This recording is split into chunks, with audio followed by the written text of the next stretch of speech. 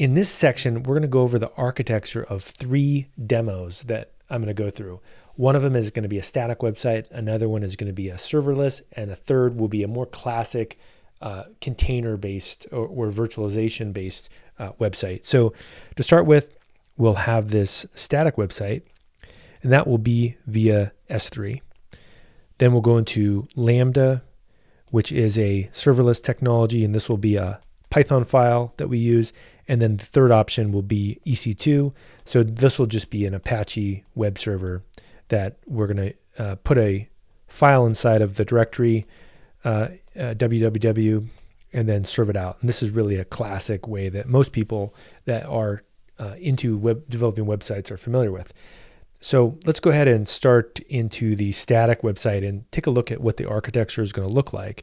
So this is really my recommended way to develop websites, especially for content management, is you start off inside of AWS and you build out a Route 53 DNS name.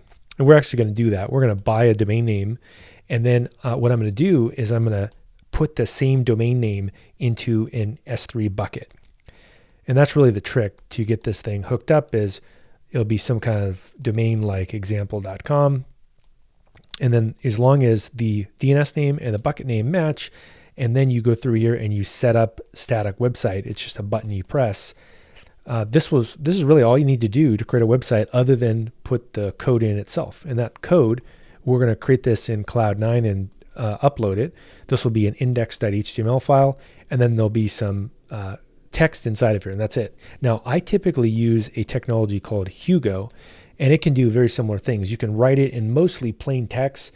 It'll generate a directory full of files, and then you just put that directory full of files onto Amazon S3, and then you have a website. So I think this is really a powerful technique that most people aren't aware of, that really takes advantage of this 9.9's capabilities of the cloud here.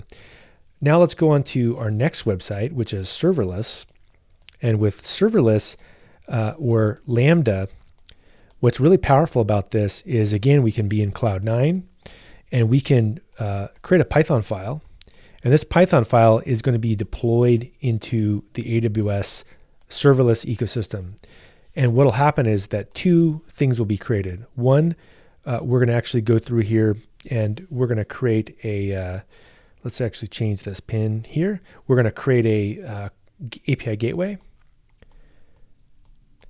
And this will be done automatically with Cloud9. And we'll also have this Lambda function.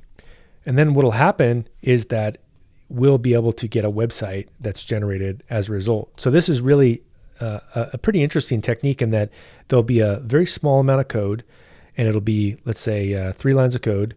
And these 3 lines of code will serve out a website that will be basically hosted by the AWS serverless ecosystem.